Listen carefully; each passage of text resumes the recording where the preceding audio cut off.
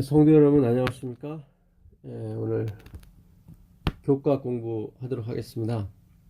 오늘은 이 일기 1월부터 3월까지 있는 일기 마지막 과입니다. 13과 청지기 직분의 결실입니다.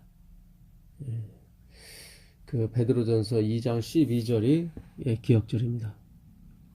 너희가 이방인 중에서 행실을 선하게 가져 너희를 악행한다고 비방한 자들로 하여금 너희 선한 일을 보고 오시는 날에 하나님께 영광을 돌리게 하려 함이라. 우리 안에서 이 착한 일, 선한 일을 행하시는 이는 바로 그리스도십니다. 여기서 아가도스라고 얘기한 이 선한 일, 너희가 이방인 중에서 행실을 선하게 가져 그 선한 일로 하나님께 영광을 돌리고 하나님께 칭찬을 받는 그런 장면입니다. 그러니까 우리가 이 말씀 하나만 그냥 똑 떼어놓고 얘기하게 되면 마치 선한 일을 내가 하는 것처럼 보이게 됩니다. 그렇지 않습니다. 너희 속에서 착한 일을 시작하시니, 그 아가도스입니다. 똑같은 말입니다.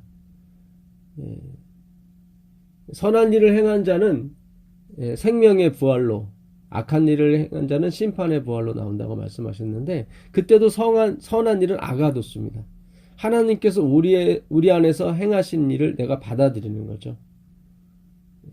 하나님의 일은 무엇입니까? 예수 그리스도, 하나님께서 보내신 자 예수 그리스도를 믿는 일이라고 말씀하십니다. 요한복음 29장에 하나님의 일, 그건 선한 일이죠. 그래서 이 구절을 오해가 없으시길 바라겠습니다. 그러니까 이번 주 교과가 청지기 직분의 결실입니다. 결실인데, 이 열매를 맺게 하시는 것은 가지가 아닙니다. 나무죠. 가지는 나무에 붙어 있는 역할만 해서 그 수액을, 나무로부터 오는 수액을 열매에게 전달해 주는 역할만 하는 것입니다.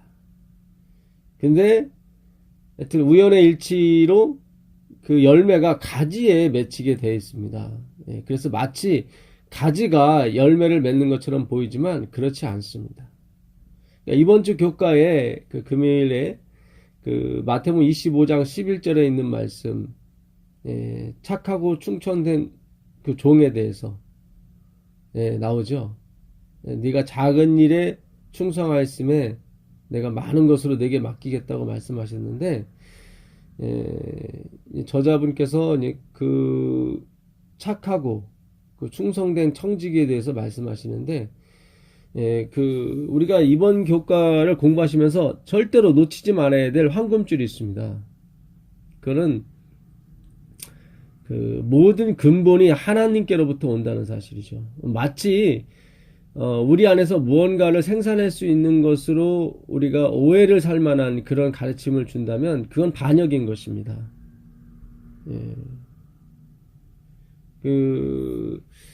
여러분께서 이번 주 교과를 한번 전체적으로 한번 읽어보세요. 어떻게 마음이 편하십니까? 아니면은 좀 무겁습니까? 제가 봤을 때는 좀 무겁습니다. 경건, 만족, 경건하라고 하고 또 만족하라고 하고 그러시거든요.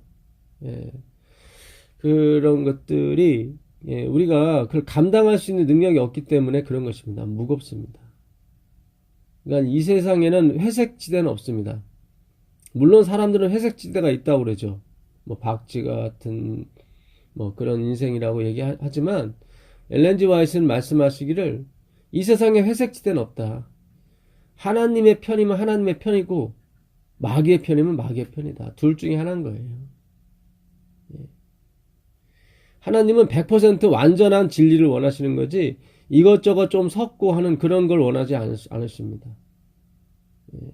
저희 교회가 그동안 엘렌 화이트이 돌아가신 뒤 103년이 지났는데 참 그 당시 돌아가실 때도 상당히 걱정을 많이 하셨어요. 교회 자체가 바벨론화 돼가고 있다 걱정을 많이 하셨는데 지금은 어떻겠습니까? 상당히 교묘하게 우리가 사탄의 속임수에 사실 속았습니다. 많은 지도자분들과 목사분들, 저도 마찬가지였습니다. 디도서 3장 3절에 바울이 내가 속았다. 내가 행악자 중에 하나였고 서로 미워하고 다투었다고 하는 말이 맞습니다. 우리 모두가 다 속았죠. 그러나 하나님은 이 속은 것을 역용하셔서 역전승을 이루시는 분이죠. 제가 드리는 말씀이 오해가 없게 되길 바라겠습니다. 누구를 비평하는 것이 아니고요. 우리 라오디게아에 있는 모습 그대로를 말씀드리는 거예요. 차든지 더웠든지 하기를 원하시는데 우리는 섞였습니다. 히에볼리의 산에서 나오는 그 광천수가 있었거든요. 온천수가 있었는데 그것이 오면서 다른 찬물하고 섞이면서 미지근하게 돼요. 하나님은 뜨거운 걸 원하시는데 그러면 하나님께서 뜨겁게 해줄 수가 있는데 그들은 스스로 뜨겁다고 얘기하니 차다고 얘기하면 복이 있는 거죠. 주님, 저는 가련하고 가난하고 정말 무식하고 무지하고 행하는 건 죄밖에 없습니다. 내 속, 내 육신 안에 선한 것이 거하지 아니하는 것을 아노니 나는 마음으로는 원이로되 원함은 내게 있으나 선을 행하는 것은 내게 없다고 얘기하거든요. 그게 바로 그렇게 말하는 행동, 그렇게 말하는 모든 것이 아가도스, 선한 것입니다. 우리가 무슨 착한 일을 하고 그런 게 선한 것이 아니라 나 자신을 낮추고 스스로 낮추는 것도 아니죠. 하나님을 만나게 되면 낮춰집니다. 우리가 그 핵주먹 타이슨 앞에서 어떻게 주먹을 자랑하겠습니까? 그냥 낮아지는 거죠. 그래서 하나님을 만난 사람, 내 백성이 지식이 없어서 망하는데 그 묵시가 없으면 백성이 묵시가 없으면 방자에 행할 것이라고 그랬거든요. 그 묵시 그 하존에서 온 말입니다. 그 비전이라고 말하죠. 그러니까 묵시라고 하는 것은 계시. 그러니까 하나님께서 이 자신을 계시하는 거 드러내시는 거예요. 그러니까 본다고 하는 말이에요. 하존은 본다. 투시에서 오는 말입니다. 뭔가를 본 사람이야. 하나님을 본 사람. 그러니까 하나님을 보지 못하면 방자에 행한다. 방자라는 이 히브리어 파라는 act as a leader 이런 뜻입니다.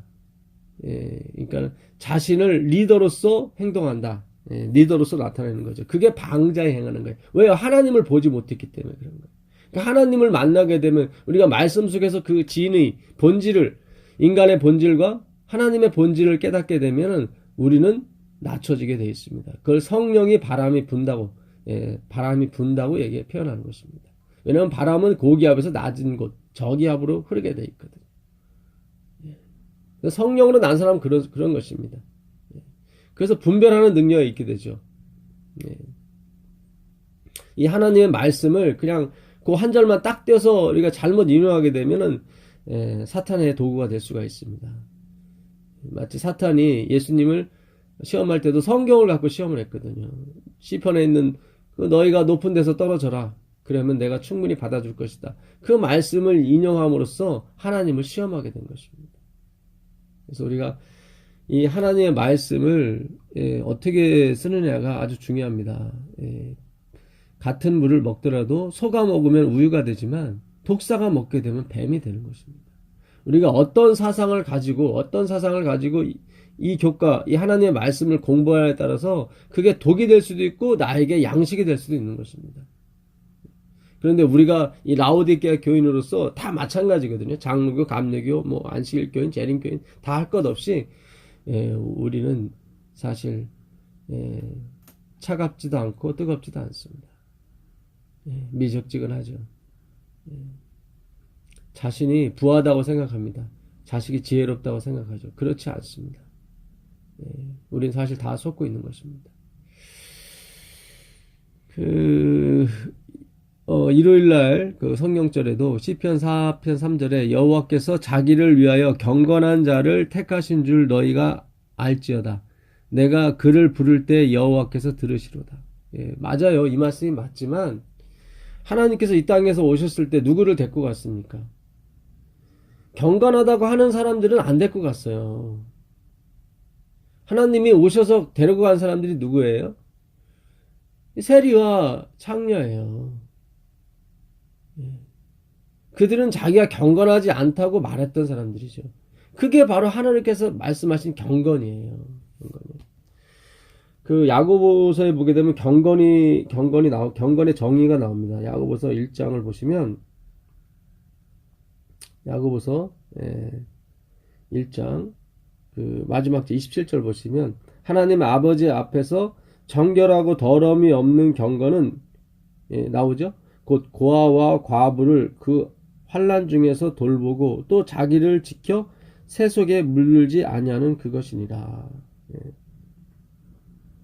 그 경건의 정의에 대해서 고아와 과부를 잘 환난 중에서 돌보고 자기를 잘 지켜 새 속에 물들이지 않는 거죠. 이 1장 다음에 2장 1절이 옵니다. 그러니까 원래 장절은 나중에 13세기 14세기에 분별된 거예요. 예. 그 전까지는 다 하나였어요. 그러니까 경건에 대해서 1장 마지막 절에 말씀하시면서 바로 2장 1절에 오는 거예요. 내 형제들아 영광의 주 우리 주 예수 그리스도에 대한 믿음을 너희가 가졌으니 사람을 차별하여 대하지 말라. 예. 이 개역 한글에는 사람을 외모로 취하지 말라 이렇게 되어 있습니다. 그러니까 그 사람이 어떤 행위를 하는지 뭐 거룩한 척하고 뭐 겉으로 보기에 선한 일을 많이 하는 것 같지만 그런 걸 보고 겸손하다고 생각하고 점잖다고 생각해서 그 사람을 진리라고 판단하면 안 된다 이 말이에요. 고린도후서 11장 14절에 사단도 자기를 광명의 천사로 우리에게 보여주거든요. 광명의 천사라고 하는 것은 외모뿐만 아니라 겉으로도 젠틀하고 신사적이고 아주 좋은 말, 부드러운 말을 하는 사람처럼 보이는 거죠. 여기에 다 속아 넘어가는 거예요. 그래서 성령을 받은 사람은 이걸 구별할 줄 알게 되는 것입니다. 하나님의 말씀이 뭔지. 고린도전서 2장 13절에 우리가 이것을 말하거니와 사람의 지혜가 가르친 말로 아니하고 그렇잖아요. 오직 성령께서 가르치신 것으로 하니 영적인 것은 영적인 것으로 분별하느니라. 육에 속한 사람은 하나님의 성령의 일을 받지 아니하나니. 그렇죠. 그러니까 육에 속해 자기가 자기의 능력껏 행하는 사람, 자기가 무언가를 가치 있는 것을 창조할 수 있고 만들어낼 수 있다고 생각하는 그 사람을 육에 속한 사람이라고. 그 사람은 하나님께서 하시는 일을 받지 않아요. 이는 그것들이 그에게는 어리석게 보이며 또 그는 그것들을 알 수도 없나니 그러한 일은 영적으로 분별되기 때문이다. 신령한 자는 모든 것을 판단하나 자기는 아무에게도 판단을 받지 아니합니다.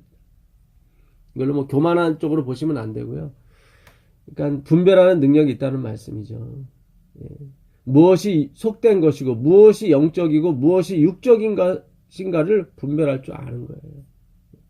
이게 성령의 일인데 얼마나 육적으로 봤을 때 어렵겠어요. 그냥 단순히 착한 일 하라, 좋은 일 하라. 이렇게 되면 뭐 불교나 유교나 뭐 도교나 기독교나 뭐 다를 바가 없습니다. 오히려 우리는 더 수준이 낮죠. 하나님께서 너가 가나안 땅에 들어가면은 뭐 동물은 물론이고 어른부터 노인부터 시작해서 어린아이까지 다 죽이라고 말씀하셨거든요. 그건 지금에 봐서는 뭐예요? 말도 안 살이라는 거죠. 어떻게 그럴 수가 있어요? 다말은 시아버지와 동침하게 또 하시고요. 이런 것이 어떻게 이게 윤리적이며 인간이 만든 그 도덕과 윤리에 부합합니까? 부합하지 않죠. 우리가 이 무엇이 선이고 무엇이 악인지 이걸 분별할 줄 알아야 됩니다. 그냥 덮어놓고 경건하라. 그래서 경건은 마치 도덕과 윤리만이 경건한 것처럼 생각하는데 그렇지 않습니다. 도덕과 윤리를 포함하죠. 그러나 진정한 그 도덕과 윤리가 나오게 해주는 경건이 무엇이냐? 유세베리아, 경건이라는 가틀리스, 영어로 가틀리스라고 됐는데요. 유세베리아 헬라어는 respect for the God이에요. 하나님을 향한 존경이에요. 우리가 아내가 남편을 존경할 때 어떻게 존경이 나옵니까? 그 남편의 어떤 젠틀함과 그 남편의 어떤 감동적인 것을 보았을 때 이게 리스펙, 존경이 나오는 거지.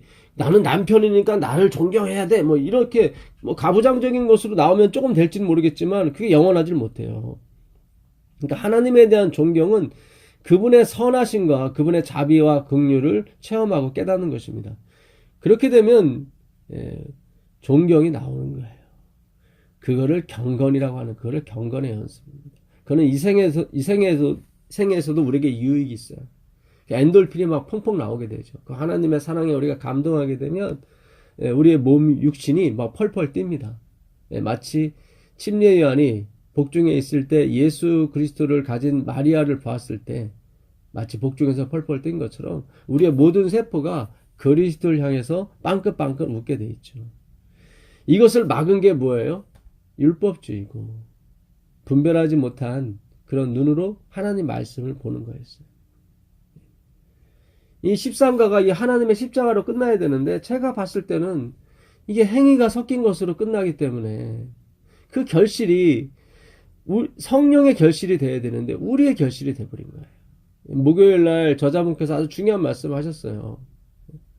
이 구원은 사람의 행위로 오는 것이 아니라 하나님의 행위로 오는 것이다라고 했는데 그 처질간 그렇게 갔어야 되는 거예요. 그렇게. 근데 그렇게 가질 못하는 거예요. 그 엘렌 화이트 분의 글이 참 좋은 글이 참 많이 수록을 했습니다. 참 이 방식대로 이번 과를 썼다면 너무 좋았을 텐데 화이트 분의 글은 정말 변함이 없어요. 정말 복음적이고 그리스도를 우리에게 나타내려고 하는데 이거를 해석을 잘못하시고 성경을 잘못 풀이하는 바람에 아주 미묘한 것들이 섞여서 우리의 마음을 어둡게 만들고 있는 것입니다. 괜찮습니다. 뭐 저자분이라도 회개하면 되는 거예요. 돌아오면 되는 거예요. 그리스도께. 완전히 자기 걸 내려놓고 와야 되지 자기 거 조금 가지고 오면 안 되는 것입니다. 욥이 그랬던 거예요. 욥이. 욥이요. 뭐라고 얘기합니까? 욥기 23장 그 10절에 보면 나의 가는 길을 그가 아시나니 그가 나를 단련한 후에는 내가 정금같이 나오리라 이런 말씀이 있는데 이게 제가 번역이 잘못됐다고 말씀드렸었죠. 이 말씀은 뭐 하나님께서 나를 단련하시면 내가 정금같이 나올 것이다. 하나님에 대한 소망을 나타내는 것이 아니라 앞에 가도 하나님이 안 계시고 뒤에 가도 하나님이 안 계시고 내가 주의 말씀 사모하기를 밥 먹기보다 더 좋아했는데 왜 나를 이렇게 점도 없고 흠도 없는 나를 괴롭히십니까? 이런 뜻이에요. 공동번역에 보게 되면 그는 나의 걸음을 낱낱이 아십니다. 털고 또 털어도 나는 순금처럼 깨끗합니다. 그런 뜻이에요. 한번 털어보십시오. 나한테 먼지 하나 나오는 게 있는가? 하나님은 내가 새번역 성경에 내가 발 한번 옮기는 것은 다 알고 계실 텐데 나를 시험해 보시면 내게 흠이 없다는 것을 아실 수 있으련만. 참 안타깝군요. 정말로 바보스럽군요. 그런 의미가 내포된 거예요. 근데 우리가 이거를 행위 쪽으로 욥의 행위 쪽으로 갔기 때문에 이게 문제가 됐던 거예요. 욥의 의가 아니라 욥이 갖고 있었던 하나님의 의였단 말이죠. 욥이 받았던 하나님의 의인데 욥도 착각했던 거예요. 이게 자기 의인 줄 알고. 막 욥도 섞여 있어요. 막 하나님 막 원망하고 막 이런 것들이 섞여 있는데 그 4절에도 보게 되면 그 욥이 하나님을 원망하는 장면이 나오죠. 3절인가요? 3절 보겠습니다. 23장 1절인가 봅니다. 1절 2절 욥이 대답하여 이르되 오늘도 내게 반항하는 마음과 근심이 있나니. 개역 한글에는 내가 오늘도 반항하는 마음이 아니라 원망하는 마음이 있다고 그래요. 원망하는. 내가 받는 재앙이 탄식보다 무겁니라. 이 사람은 이 고난을 받게 되면 자기의 본성이 드러나게 되어 있습니다. 예수님도 어찌하여 나를 버리시나이까 하고 하나님 아버지께 이 토로하시잖아요. 물론 그 토로는 어떤 하나님과의 헤어짐에 대한 안타까움에서 나온 것이기 때문에 욥이 말한 이 반항하고는 좀 틀립니다. 욥이 나중에 또 무슨 말을 해요? 욥이 나중에 마지막 자기의 변론에서 하나님 앞에 아주 당당합니다. 예. 그 31장에 가보시면 욥기서요. 31장 23절입니다. 23절, 24절부터 보시면 만일 내가 내 소망을 금에게 두고 순금에게 너는 내 의뢰하는 바라 하였으면, 그러니까 돈을 보고 그 돈을 숭상하는 그런 사람이었으면 난 천벌을 받을 것이다. 만일 재물의 풍부함과 손으로 얻은 것이 많음으로 기뻐했으면, 내가 부자라서 남한테 뻐기고 돈 쓰면서 아주 잘난 체하고 그랬다면 내가 천벌을 받았을 것이다. 그런 뜻입니다. 만일 해가 빛남과 달이 밝게 뜬 것을 보고 내 마음에 슬며시 유혹되어 내 손에 입맞췄다면, 야 정말 대단하다 하고 그가 그 달과 해를 향해서 그 숭배하는 마음이 슬며시 들었더라면 나는 천벌받을 것이다. 그것도 재판에 해부할 죄인이 내가 그리하였으면 위에 계신 하나님을 속이는 것이리라. 내가 언제 나를 미워하는 자의 멸망을 기뻐하고 그가 재난을 당함으로 즐거워하였는가. 내가 언제 나를 미워하는 원수가 잘못되는 것을 보고 내가 미워했던가.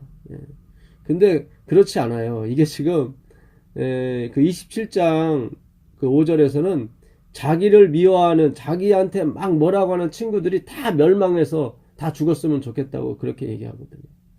그러니까 얼마나 욥도 왔다 갔다 하는 사람인지 몰라요. 실상은 나는 그가 죽기를 구하는 말로 그의 생명을 저주하여 내 입이 범죄하게 하지 아니하였노라. 자기가 여기 27장 한번 볼까요? 뭐 절대로 내 입으로 범죄하지 않았다고 얘기하는데 27장 5절 이하에 보게 되면 나는 결코 너희를 옳다하지 아니하겠다. 친구들 말하는 거예요. 소발, 엘리바스, 그런 친구들, 빌닷. 내가 죽기 전에는 나의 온전함을 버리지 아니할 것이다. 내가 퍼펙트하다는 것을 나는 절대 버릴 수 없다. 내가 내 공의를 굳게 잡고, 내 공의죠 여기 보니까 하나님의 공의인데 자기 공의라고 생각하는 거예요. 놓지 아니하리라. 내 마음이 나의 생애를 비웃지 아니하리라. 나의 원수는, 이 나의 원수가 누구예요? 자기 친구들 말하는 거예요. 악인같이 되고 일어나 나를 치는 자는 누구예요? 자기 친구들. 엘리바스, 소마, 빌다. 불의한 자같이 되기를 원하노라. 다른 표준세번역이나 공동번역에는 다 멸망했으면 좋겠다. 다 그냥 좀 심하게 말하면 너희들 다 그냥 없어졌으면 좋겠다. 그런 얘기 아닙니까? 벌 받았으면 좋겠다. 이렇게 저주한 말이 있어요. 근데 아까 거기는 자기는 저주한 적이 없다고 자꾸 나오는 거예요. 그러니까 욥이 자기 자신과 하나님의 의를 구분하지 못하는 거예요. 그게 사실은 죄인 거예요. 그래서 욥이 나중에 티끌 가운데 회개하는 것입니다. 티끌 가운데, 자기는 티끌 가운데 흙과 같은 존재라는 것을 인정하는 거죠. 하나님께서 뭐라고 말씀하셔요? 그 39장에 가보시면 이번 주 이제 경건을 설명하시면서 저자분이 욥의 의에 대해서 아주 많이 칭찬을 어떻게 보면 늘어놓으세요. 근데 성경은 욥을 추앙하는 게 아닙니다. 욥의 경건을 본받으라는 것이 아니라 욥의 회개, 그것이 진정한 경건이라는 거예요. 경건은 하나님의 경건밖에 없는 겁니다. 그 39장 1절을 보시면 산 염소가 새끼 치는 때를 네가 아느냐? 암사슴이 새끼 낳는 것을 네가 본 적이 있느냐? 그 새끼 낳는 때 갖고 하는 거, 그 시간과 그걸 정하는 거, 그건 내가 정하는 거다. 과학이 아무리 발달해도 사람이 10달 만에 나오는 걸 알 수 있지만 그 시와 그 초는 알 수가 없어요. 그 하나님이 정하시는 거예요. 그 9절에 가보시면 들소가 어찌 기꺼이 너를 위하여 일하겠으며 네 외양간에 머물겠느냐. 들소가, 소가 너를 위해서 일하고 외양간에 머무는 게 내가 그렇게 정했기 때문이다. 그런 말씀이에요. 그러니까 우리 재림교인들이 정말로 이 하나님의 주권을 연습을 안 했어요. 이 연습을 하셔야 돼요. 이번 주 그 일요일날 예언의 신에도 그런 말씀이 있어요. 연습하라고. 그리스도께 모든 초점을 맞추기 위해서 연습하라는 거예요. 예수님이 누구예요? 나는 알파와 오메가다. 처음과 나중에 시작과 끝이라. 이분이 시작하셨어요. 태초에 말씀이 계셔서 시작했어요. 그런 말미암지 않고는 된 것이 하나도 없어요. 그거를 받아들이는 거지 무턱대고 예수 한다고 해서 믿는 것이 아닙니다.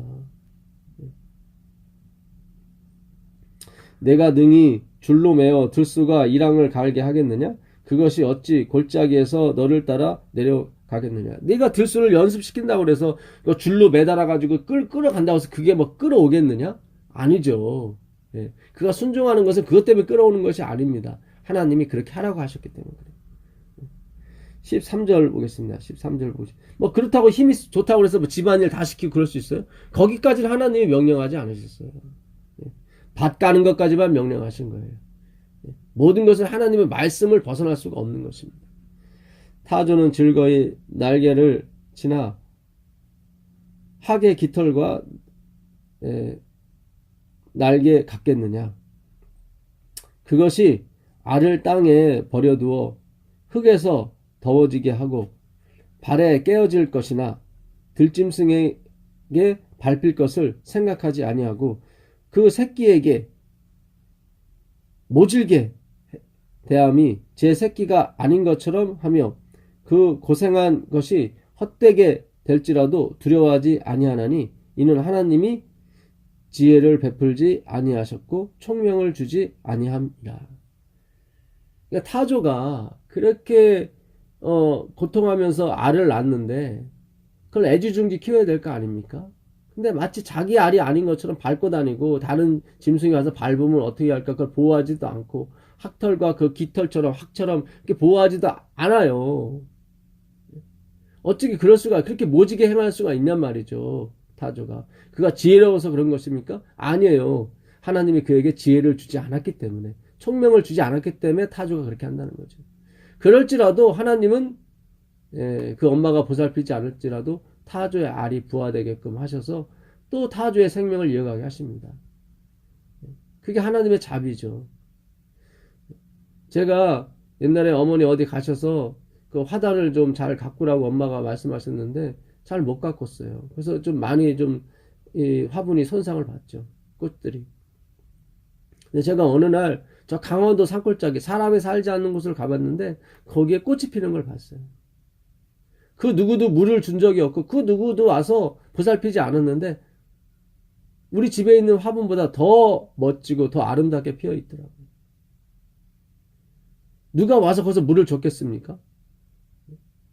하나님이 70억 인구도 하나하나 보살펴 주시고 바쁘실 텐데 저 강원도 산골짜기에 있는 꽃들도 하나님께서 기르시는 걸 보고 저는 깜짝 놀랐습니다.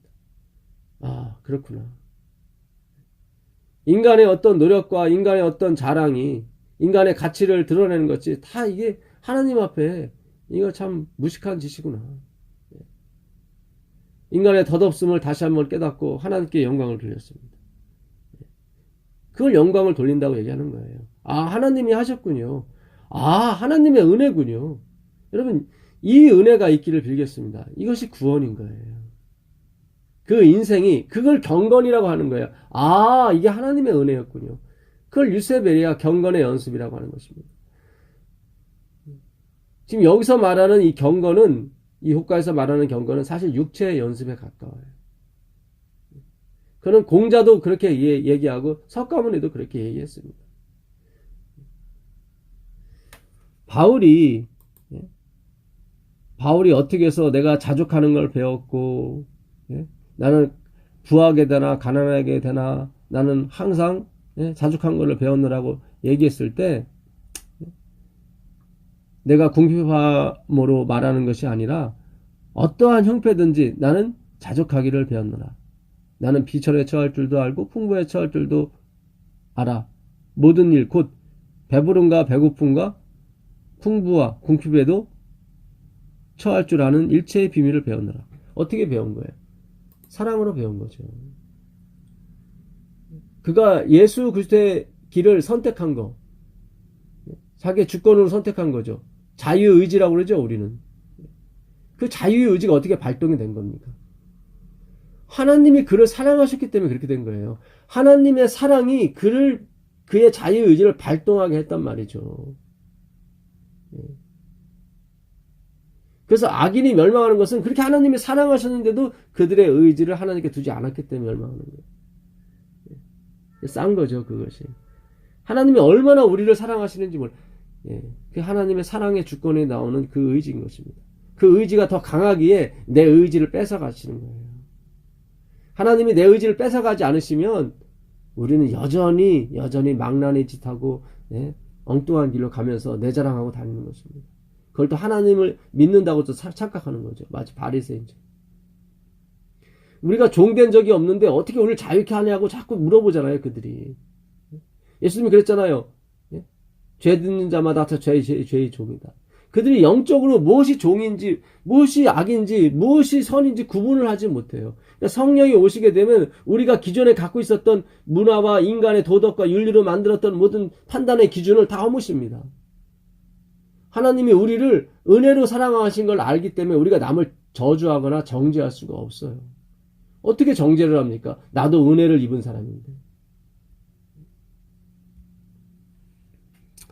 바울이 갈라디아 1장 15절에 그러나 내 어머니의 태로부터 나를 택정하시고, 여기 보게 되면 그가 유대교를 지나치게 믿었다고 나옵니다. 14절에 내가 동족 중에서 영갑자보다 유대교를 지나치게 믿어. 그러니까 우리가 장로교나 감리교나 안실교회나 재림교회나 뭐 할 것 없이, 천주교나 할 것 없이 지나치게 그 교를 믿는 사람들이 있어요. 물론 저도 그런 사람 중에 한 사람이었습니다. 이제 나와야 돼요. 그걸 바벨론에서 나온다고 그런 거예요. 이 바벨탑은 뭐예요? 우리가 우리의 이름을 내자는 거예요. 우리가 이번 주 교과 목요일 날에도 불법을 행하는 자들아 내게서 떠나가라. 내가 너희를 도무지 알지 못하는다. 마태복음 7장 23절에 있는 말씀인데 7장 21절에 무슨 말씀이 있어요? 나더러 주여 주여 하는 자마다 다 천국에 들어갈 것이 아니라 아버지 뜻대로 행하는 자가 들어가는데 너희는 내게 와서 뭐라고 그래요? 우리가 주의 이름으로 선지자 노릇하고 주의 이름으로 병도 고치고 주의 이름으로 많은 권능을 행치 않았습니까? 주님의 이름도 들어가요. 주님의 이름이 했다고 그래요. 근데 우리가 했다고 그래요. 우리. 다 이게 바벨탑이에요. 바벨론이에요. 우리가 했다. 여기서 나오셔야 돼요. 지금 다니시는 교회를 다니지 말라 그런 말이 아니에요. 나오셔야 돼요. 이런 사상에서, 이 생각에서 나오셔야 돼요. 우리 주위에 이런 생각에 잠긴 분들한테 정말 이 하나님의 복음을, 진리를 전해야 될 줄 믿습니다. 성령이 오시면 의에 대하여, 의가 뭔지를 가르쳐줘요. 우리가 알고 있던 의가 아니라는 걸 알게 해주세요. 죄에 대하여, 죄가 뭔지를 알게 해주세요. 심판이 뭔지를 알게 해주세요.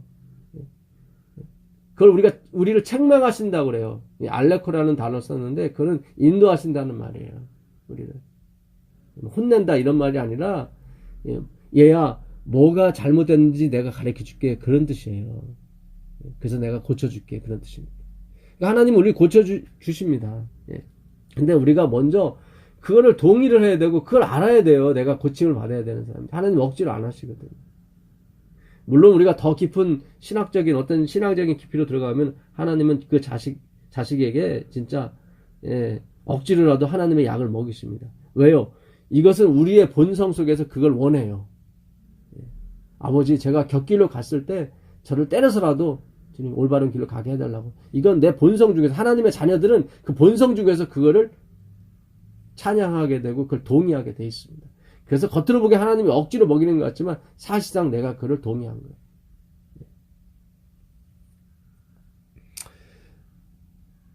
유대교를 지나치게 믿어 내 조상의 전통에 대하여 더욱 열심히 있었으나 그러나 내 어머니의 태로부터 나를 택정하시고, 나오죠? 그의 은혜로 나를 부르시고, 이미 내가 무슨 선한 일을 하거나 죄를 행하거나 그 전에 하나님이 이미 택하셨어요. 이거 하나님의 사랑이죠. 나를 보지 않고 그분의 사랑으로 택하셨으니까. 내가 어머니 뱃속에서 날 택정하셨다는 것은 나의 행위를 보지 않았다는 얘기입니다. 그걸 은혜로 나를 부르셨다고 그래요. 그의 아들을 이방에 전하기 위하여 그를 내 속에 나타내기를. 내 속이 뭐예요? 내 더러운 육체, 죄가 있는 육체. 스데반을 죽인 그 사랑, 그 본질 있죠. 시기와 질투로 그 일삼던 그 신앙인, 그 종교인이죠. 내 속에 나타내기를 뭐예요? 기뻐하셨을 때. 그러니까는 바울이 그 강단에 설 수 있었던 것은 하나님께서 그를 기뻐하셨기 때문입니다. 우리 안에 계신 하나님께서 우리를 잠잠히 사랑하시고 어쩔 줄 몰라 하고, 예, 그러셔요. 우리는 그걸 잘 몰라요, 사실은.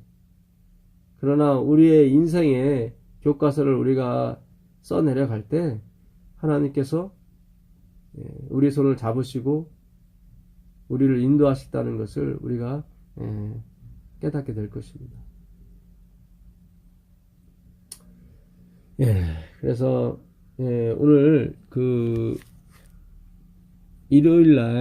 월요일날 그 실물교훈에 있는 말씀인데요.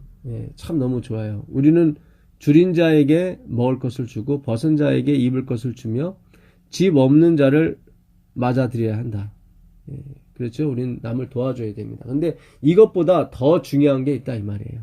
그러나 우리는 이보다 더 큰 일을 하도록 부르심을 받았다. 그러니까 우리가 기존에 생각했던 거, 뭐 벗은 자를 입혀주고 없는 사람한테 먹을 것을 주고 집 없는 사람을 맞아들이고 이거 중요해요. 그러나 이거는 불교인도 하고 천주교인도 하고 다른 교인들 다 한다고요. 이건. 그러나 이보다 하나님이 더 중요한 바 여기시는 게 있어요. 이런 것이 따라오긴 돼 있어요. 근데 이것이 주 목적이 아니에요. 봉사가 주 목적이에요. 유럽 교회가 지금 다 허물어진 이유가 뭐예요? 예수 그리스도의 그 신성은 나타내지 아니하고 봉사만 하기 때문에 그렇습니다. 그것이 가치 있다고 보는 거예요. 그런 밑빠진 독에 물 붓기식인 것입니다. 그런 콘센트에서 빠진 선풍기와 다름없는 것입니다. 조금 도는 것 같지만 돌질 않아요. 왜요? 더 이상 공급이 안 되기 때문에 그렇습니다. 그동안 그들이 선을 행한 건 뭐예요? 하나님이 먼저 주신 그 은혜에 따라서 그가 그렇게 한 거예요. 그 청지기에 관한 그런 마태복음 25장의 말씀 이번 교과 하셨는데 그 한 달란트 받은 사람이 뭐라고 얘기합니까? 당신은 해치지 않는 데서 모으는 사람이고 심지 않는 데서 거두는 사람이라 알았다. 그러니까 내가 열심히 일해봤자 다 당신 것 아닙니까? 그래서 나는 일할 맛이 나지 않습니다. 그냥 당신 거라 받아가십시오. 그런 뜻이거든요. 그러니까는 자기 것을 원하지 남의 것을 가지고 남의 것을 이렇게 일해서 남한테 주는 걸 싫어하는 거예요. 한 달란트 받은 사람들은. 이게 인본주의예요. 인본주의 사상이에요. 자기 거예요. 이게 하나님께서 주신 것인데 자기 거라고 주장해요. 누가복음 4장 6절에 마귀가 그러잖아요. 내 것인데 내가 받은 것인데 뭘 하나님이 자기한테 줘요. 자기가 뺏은 거지. 내가 너한테 주노라. 그 예수님이 다 주신 건데 자기가 뺏은 거지 자기 게 아니거든요. 그러니까 우리는 이 사탄의 그런 그늘 아래 너무나도 오래 있었기 때문에 우리 본성 자체가 내 속에 있는 죄가 내 육신에 있는 죄가 뭐예요? 내 것을 자꾸 원해요. 그러나 하나님 백성은 그게 아니에요. 남이 잘 되길 바라고 남을 도와주려고 하고. 그게 그리스도의 정신이에요. 내 것은 없어요. 우리는 이보다 더 큰 일을 하도록 부르심을 받았다. 이것보다 더 큰 일을 하도록 부르심을 받았어요. 영혼의 요구는 그리스도의 사랑만이 만족시킬 수 있다. 그래요. 영혼의 요구는 뭐 돈을 주고 뭐 용돈을 드리고 하는 그런 차원이 아니에요. 이 하나님의 사랑, 그리스도의 사랑을 알게 해주고 깨닫게 해주는 것만이 그에게 있어서 가장 큰 선물인 것입니다. 그게 영생이잖아요. 그리스도께서 우리 안에 거하시게 되면 우리의 마음은 거룩한 동정심으로 충만하게 될 것이다. 그렇죠. 그러니까 앞에 있는 가난한 사람을 도와주고 벗은 사람을 입혀주는 것들이 다 나오게 돼 있어요. 왜? 그리스도의 사랑이 우리 안에 임하기 때문에. 그걸 내 거라고 여기지 않아요. 다 이 달란트거든요. 5달란트, 2달란트. 하나님 주신 달란트. 달란트 자체가 일을 하는 거예요. 내가 하는 게 아니라. 나는 운반만 하는 거예요. 달란트를 가지고 운반만 하는 거예요. 그러니 하나님 보시기에 작은 일이죠. 네가 작은 일에 충성하였으면 내가 큰 것으로 내게 맡기겠노라고 말씀하시는 것이 맞아요. 우리가 하는 것이 상당히 작은 일이에요. 그래서 이거를 이 경건과 이 만족을 어렵게 생각하시는 분은 그걸 내려놓으시고 예수님을 먼저 하십시오. 우리 교우분들이 다 교회 분위기가 장례식장 분위기가 된 원인 중에 하나가 뭡니까? 다 그 짐을 졌기 때문에 그래요. 내가 경건해야 되고 내가 자족해야 되고 내가 만족해야 되고 막 이렇게 눌렀죠, 위에서. 제가 방종을 하라고 드리는 말씀이 아니에요. 하고 안 하고에서 우리가 벗어나서 그런 쪽면에 자꾸 포커스를 맞추지 마시고 예수 그리스도께 포커스를 맞추셔요. 성경밖에 없어요. 하나님 말씀을 공부하셔야 돼요. 이것은 제 말이 아니에요. 여러분이 직접 성경을 읽으셔야 돼요. 연구하셔야 되고. 그러면 그 말씀이 움직이게 됩니다. 그 말씀이 인도하게 돼 있고요. 그 말씀이 변화시키게 돼 있습니다. 제 말이 아니에요. 제가 이 드리는 말씀 방송을 많이 듣는다고 해서 그 변화를 받는 게 아니에요. 저는 마중물일 뿐이에요. 마중물. 펌핑할 수 있는 성경을 어떻게 잘 볼 것인가. 여러분 눈에 있는 선글라스를 벗겨드리는 것 뿐입니다. 거룩한 동정심으로 충만하게 될 것이다. 지금까지 막혔던 그리스도의 것과 같은 진지한 사랑의 샘물이 터져 나오게 될 것이다. 실물교훈 417페이지입니다. 그 사랑의 샘물이 터져 나오게 됩니다. 내가 그리스도를 소망하게 되고 그리스도를 내가 내 마음속에 주인으로 모시게 되면 모시는 방법은 간단합니다. 주님 저는 할 수 없습니다. 그거예요. 주님 저는 할 수 없습니다. 주께서 하라시는 곳까지만 할 수 있는 거예요. 욥기서 아까 그 다 못 봤는데 그 38장 가보세요. 38장 10절을 보시면 한계를 정하여 문빗장을 지르고 이르기를 내가 여기까지 오고 더 넘어가지 못하리니 내 높은 파도가 여기서 그칠지니라. 그러니까 파도가 집채만한 파도가 아무리 이 땅을 해변가를 뒤엎는 것 같아도 하나님이 한계선을 정한까지는 오지를 못하는 거예요. 그게 욥의 생애였던 거예요. 욥이 남을 불쌍히 여기고 남을 도와주고 나그네를 집안에 들였다는 것 원인이 뭐였냐면 하나님이었어요. 하나님이 그 마음 가운데 그걸 심어줬기 때문에 그가 그걸 한 거예요. 그 40장 가보세요. 40장 10절도 보시면 40장 10절입니다. 너는 위엄과 존귀로 단장하며 영광과 영화를 입을지니라. 네가 네 의를 갖고 한번 있어봐라. 그런 얘기입니다. 모든 영광과 그의 영화를 한번 가져봐라. 너의 넘치는 노를 비우고 교만한 자를 발견하여 모두 낮추되 모든 교만한 자를 발견하여 낮아지게 하며 악인을 그들의 처소에서 짓밟을지니라. 그들을 함께 진토에 묻고 그들의 얼굴을 싸서 은밀한 곳에 둘지니라. 그리하면 네가 이같이 하면 네가 교만한 자를 낮춰서 변화시켜서 겸손케 만든다면 나도 진토에 불과한 사람입니다. 이런 사람을 만들 수 있다면 하시는 말씀이에요. 내 오른손이 너를 구원할 수 있다고 내가 인정하리라.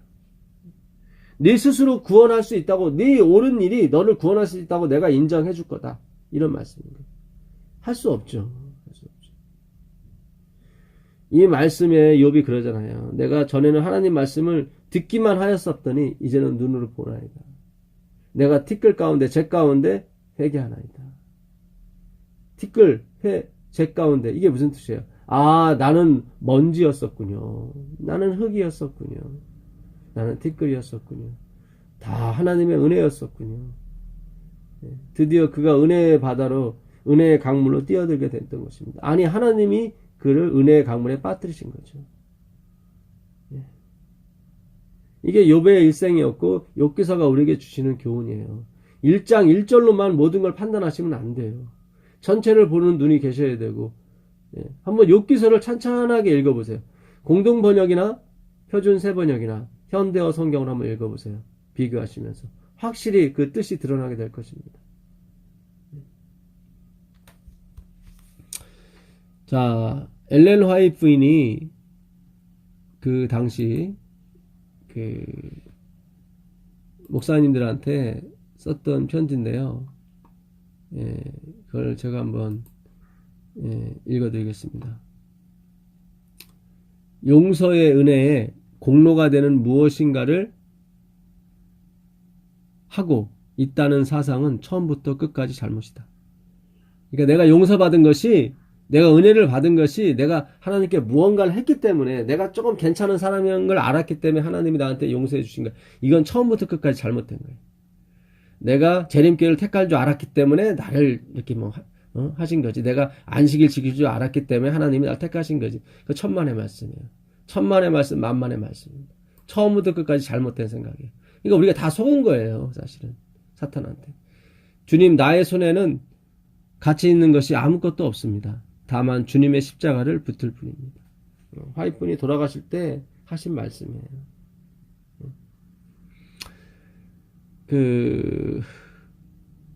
복음교역자 156페이지. 목사들과 교역자들이 예수님을 율법과 관련시켜 소개시키지 못하므로 하나님의 약속에 대한 믿음이 흔들리는 것 또한 이상한 일이 아니다. 그러니까 성경을 가르치시는 분들이 이 하나님의 율법과 예수 그리스도를 연관을 못 시키는 거예요. 율법을 지키는 것으로만 가르쳤기 때문에 더 아주 강조되었고, 예수의 십자가는 점점 축소될 수밖에 없죠. 예수님의 십자가 앞으로 가서 항복하라고 율법을 주신 거거든요. 율법은 거울과 같습니다. 너가 뭐가 잘못되고 무엇이 문제인지를, 네 스스로는 그걸 감당할 수 없는 사람인 것을 가르쳐주기 위해서 율법을 주신 거거든요. 근데 그 당시 이 목사님도 마찬가지고 지금도 마찬가지입니다. 특히 목회를 오래 하시는 분일수록 아주 더 심하더라고요. 물론 그렇지 않은 분도 개중에 계신 걸 잘 압니다. 정말 젊으신 목회자분들 특별히 공부 정말 열심히 하셔야 돼요. 하나님께 정말 낮은 자세로 배워야 되는 것입니다. 어린아이가 말할지라도 배울 것이 있다면 암기하셔야 되고 마음판에 새겨놓으셔야 됩니다.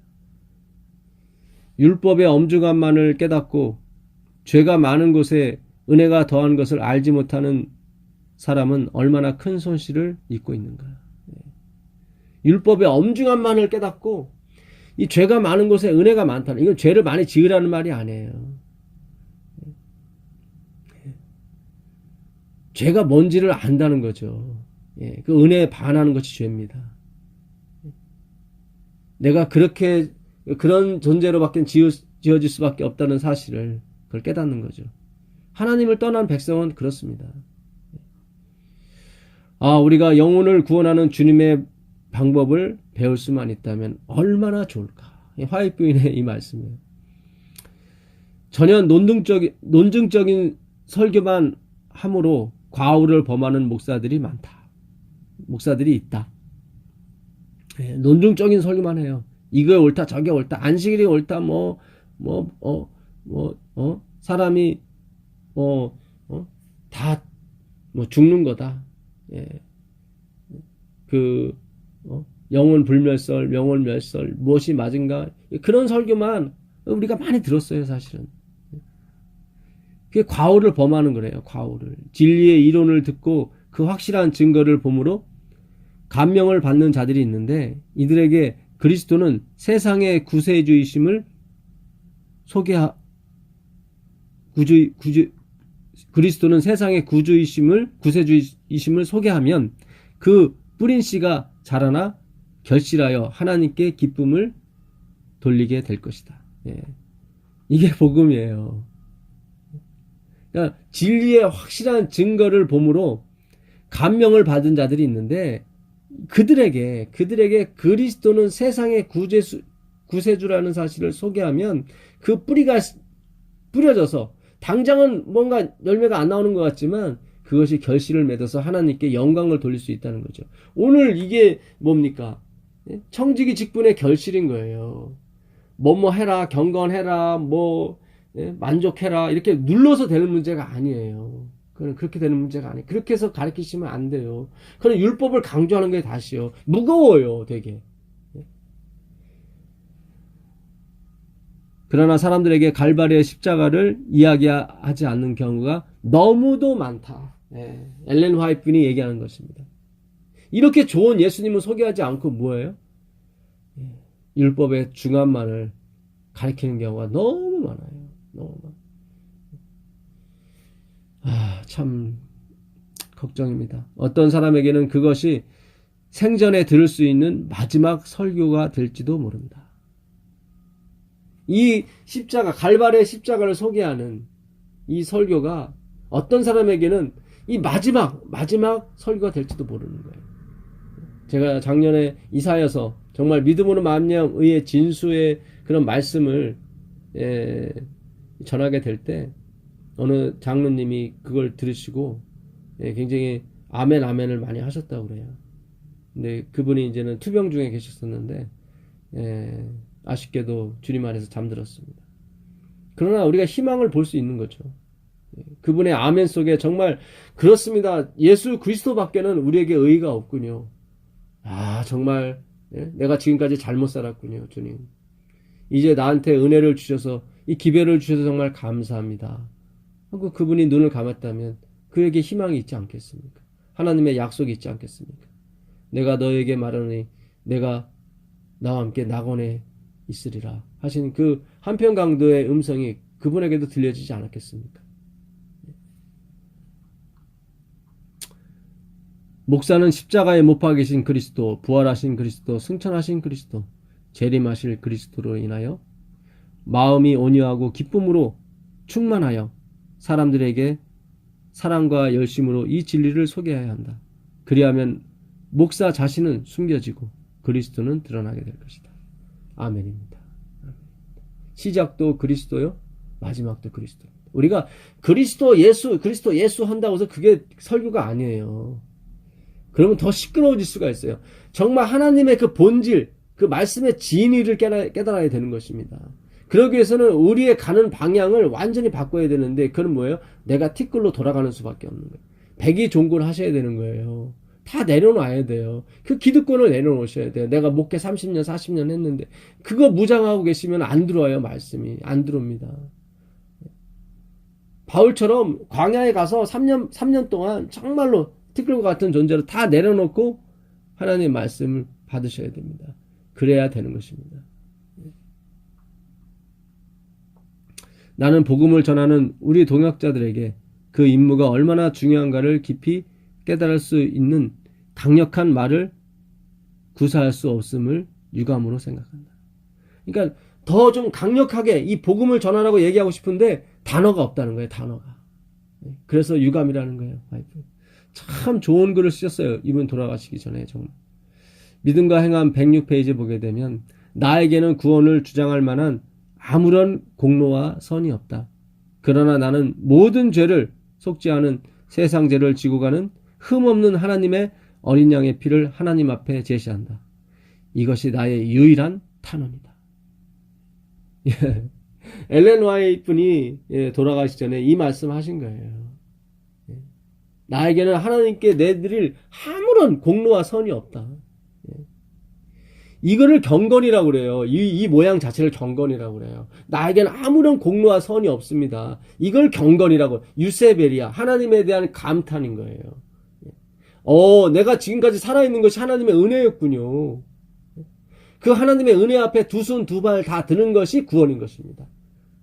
제발 좀 그 하나님의 은혜 앞에 두 손 두 발, 내가 뭐 30년 목회했다, 30년 뭐 신앙했다, 이거 다 내려놓게 되길 바라겠습니다.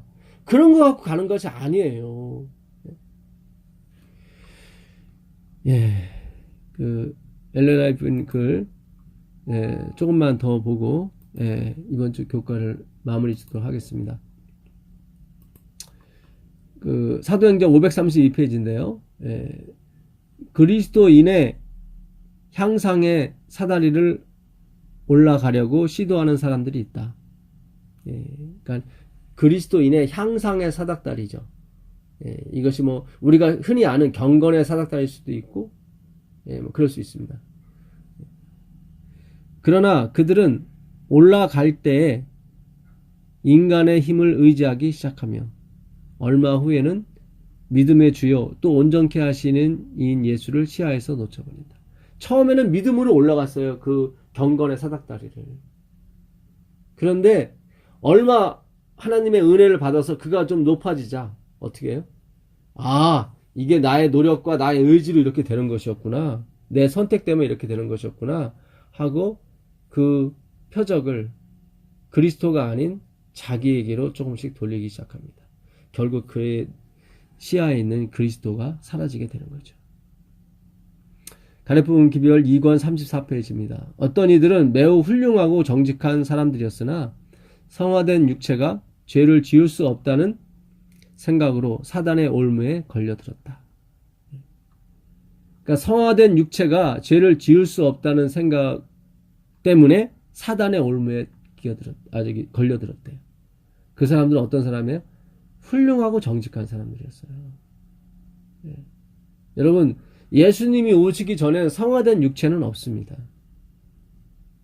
죄를 지을 수 없다는 생각도 없습니다. 예. 여기서 말하는 죄가 뭐예요? 하나님 없이 쓰려고 하는 생각을 죄라고 얘기하는 거예요. 그렇기 때문에 아이까지 다 죽여라는 말도 나오게 되는 거고요. 다말이 시아버지와 동침하는 것도 나오게 되는 것입니다. 예수 안에 있는 것이 뭐예요? 선이에요. 예수 밖에 있는 것이 악이고요. 우리가 미쳐도 예수를 위해 미쳐야 되는 것입니다. 예수 그리스도께 미치세요. 제발 자신의 행위에 미치지 마시고. 하나님은 우리의 행위를 보지 않습니다. 나를 어떻게 생각하실까에 대해서 여러분 고민하지 마세요. 하나님은 내 안에 계신 그리스도만을 보십니다. 이 연습을 하셔야 돼요. 이번 주 교과 일요일 날에 이 연습을 하라고 영감의 교훈이 나와요. 이 연습을 하셔야 돼요. 이걸 경건의 연습이라고 그래요. 제발 육체의 연습을 경건의 연습으로 착각하지 않게 되길 바라겠습니다. 뭐 시집 안 가고 장가 안 가고 하나님 섬기는 거 이거 육체의 연습이에요. 식물을 피하고 디모데전서 4장 2절에 그렇게 나와 있잖아요. 그 사람들은 화인 맞은 사람들이라. 뭐 음식을 안 먹고 뭐 금식하고 해서 자기의 육체를 성화된 육체를 만들어서 죄를 짓지 않겠다는 생각은 뭐예요? 사탄으로 온 기별이겠습니다. 지금 성경은 죄를 지으라 그런 말이 아니에요. 그런 말이 아니라 제가 드리는 말씀도 죄를 지으라는 말이 아니라 그리스도께 가라는 거예요. 그리스도께. 예수님께 가면 모든 것이 해결이 됩니다. 모든 것이. 왜요? 그분은 살아계신 하나님이시거든요. 전능하신 하나님이세요. 엘로힘이시고 엘샤다이 십자가에서 찢겨서 죽으신 하나님이십니다. 그걸 엘샤다이 전능하신 하나님이라고 그러는 거예요.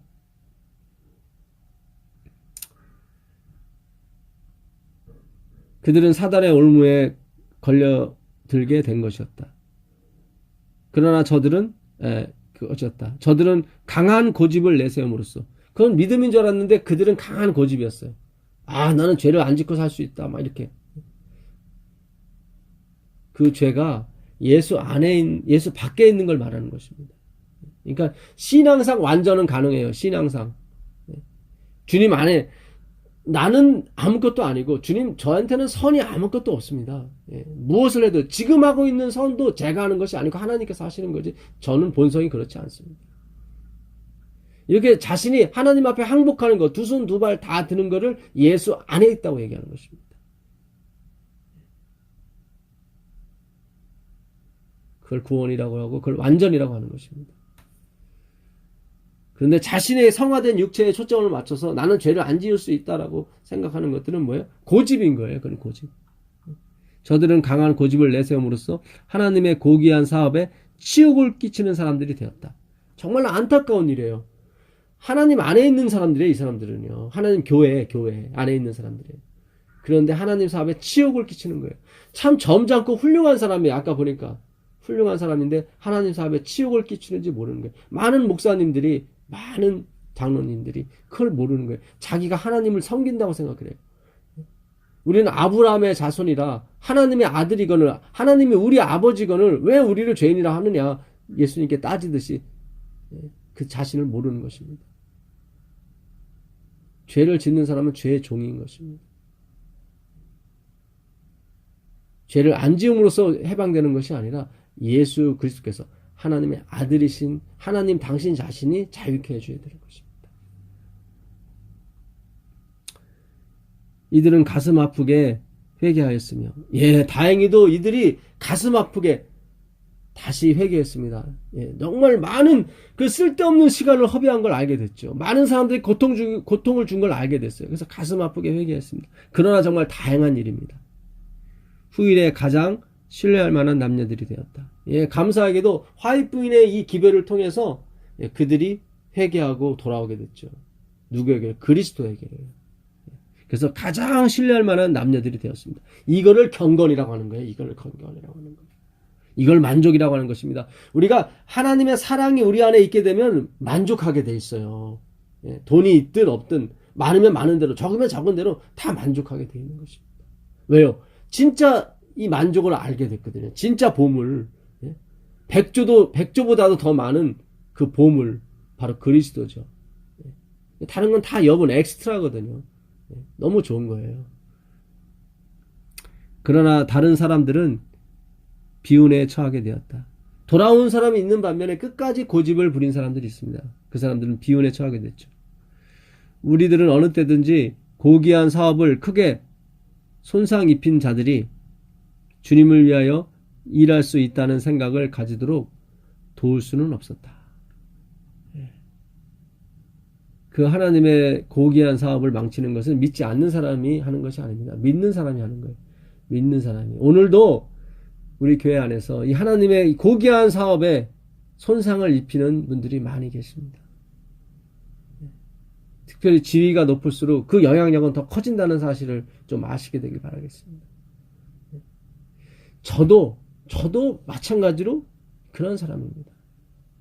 주님, 제가 아무런 영혼도 낳지 못했고 아무런 것도 하지 못했습니다. 이사야서 26장 18절에 있는 말씀처럼 내가 뭔가 상고의 고통을 통해서 뭔가를 낳아보려고 했지만 바람을 낳는 것 같았습니다. 어떠한 사람도 낳지 못했습니다. 라고 고백할 때 하나님께서 이제 그 밀실에서 나오라고 말씀하시는 거예요. 죽은 자 가운데서 일어나라고 말씀하시는 거예요. 당신이 당신의 일을 행하시는 거예요. 그게 에스겔서 37장에 나오는 그 마른 뼈들을 향해서 하나님께서 대언하시는 것입니다. 뼈들아 일어나라고요. 꺾이지 않은 뼈들이죠.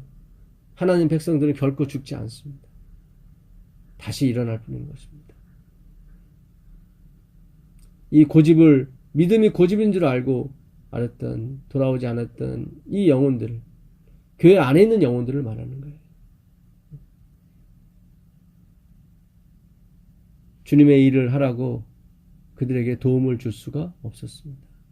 당신들은 주님을 위하여 일할 수 있다는 생각을 가지도록 도와주고 싶었는데 도울 수가 없었다는 거죠. 왜요? 고집이 너무 강했기 때문에 것입니다. 오늘 청지기 직분의 결실에 대해서 우리가 이제 이번 주 교과 마무리를 했습니다. 이 오이코노모스, 청지기라는 뜻, 처음 시간에 제가 말씀드렸었죠. 오이코스는 집이라는 뜻입니다. 하나님의 집.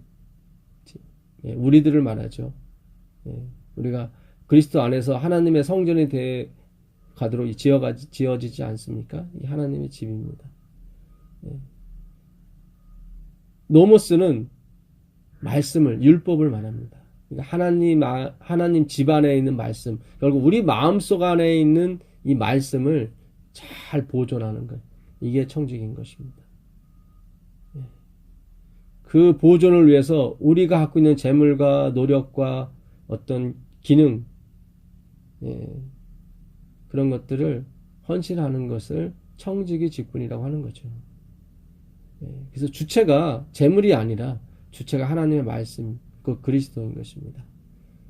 그래서 요이코노모스, 정말 진실한 청지기가 되어서 하나님의 백성들에게 이 말씀을 나눠줄 수 있는, 그리고 어떤 말씀이 진짜 믿음으로 만남 의의 말씀인지 쭉 분별하는, 구별할 줄 아는 그런 분별의 능력을 또한 여러분에게 하나님께서 허락하셔서 정말 온통 우리의 사이트들이 하나님만을 찬양하고 하나님께서 하신 일에 대해서만 우리가 올리고 또 기쁨을 나누는 예, 그런 백성들이 되기를 간절히 바라면서 예, 오늘 공부 마치겠습니다.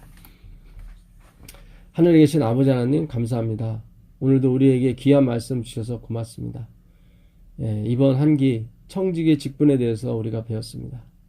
아버지 정말 옳은 말씀들만을 기억에 남게 주님 도와주셔서 그리스도만이 우리의 향기가 되시고 우리의 행위의 근원이 되셔서 정말 청지기다운 청지기가 될 수 있도록 주님 인도하여 주시옵소서. 이 방송을 듣는 모든 분들에게 주의 성령의 은혜가 함께 하시사 주의 기이하신 능력을 받게 하시고 유대와 예루살렘과 유대와 사마리아 땅끝까지 이르러 내 증인이 되리라는 주의 말씀이 이루어지기를 간절히 바라며 우리 주 예수 그리스도의 이름으로 기도합니다. 아멘.